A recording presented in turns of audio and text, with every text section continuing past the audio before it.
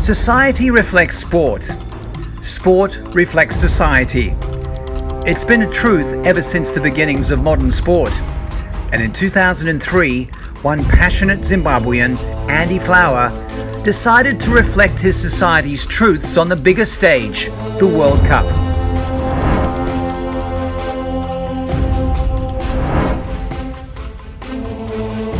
The black armband protest in the 2003 World Cup was one of those moments when a news event transcends the sport. The team didn't know that Flower and Henry Olonga were going to do it until the morning of the match, and they just very quietly put some quite subtle black armbands on it. They're only half an inch wide perhaps, and walked out and made a silent protest and issued the statement about it being a matter of conscience. The occasion was the first ever World Cup match that Zimbabwe has hosted, but the cricket was being underlined by Flower's subtle message to the powers. And I think the first we saw of it was Andy Flower on the balcony, the players' balcony, wearing a black armband. He came out to bat about midway through the innings. They were playing Namibia. Zimbabwe put up a huge total. And the game as a contest was pretty irrelevant. I'm told that several of the white players on the side were quite keen to wear the armband as well, but they thought it would be more powerful if it was one white guy, one black guy, and it would also bring fewer people into trouble. It was a protest very much in the style of Andy Flower, sort of determined and disciplined and focused and understated.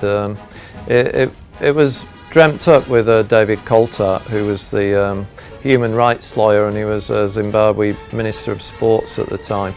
But the thing about fine athletes is they have the courage to overcome repercussions, which in this case did happen. It became clear afterwards that there was going to be a backlash. Olonga wasn't allowed on the team bus to go to the airport and stuff. Absolutely ridiculous. And actually, had Zimbabwe not qualified for the Super Sixes, who knows whether he ever would have got out of the country.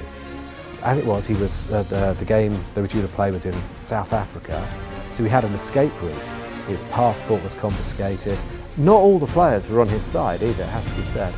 I remember getting to South Africa just after the whole armband thing had exploded, and obviously it was everywhere in the media, but there was all this sort of conspiracy that Olonga and Flower were going to get murdered, and this worry, and that Mugabe was going to track them down, and the hit squads were involved. There was just so much worry for these guys in South Africa at these times, just for them, taking a principled stand. And it was a brave thing in those days to take on Robert Mugabe, the president, and Flower knew instantly then that his life in Zimbabwe was over. Olonga hoped that he'd be forgiven and he'd be able to stay in the country, but soon after the match he started getting death threats, and he knew he'd have to build a life in England in the future. Zimbabwe went on to win, even move on to the next round. Olonga had to live in exile in England, while Flower too would settle there with a coaching career. But it will be remembered as a very brave statement by two men with very little in common, who hadn't always got on in the past, but were united by a real love of their country and a sense of injustice about what was going on there. And it goes down as one of the greatest political gestures in the history of cricket. Don't forget to like, share, subscribe, and leave your comments in the comment section below. Click on the bell icon for notifications.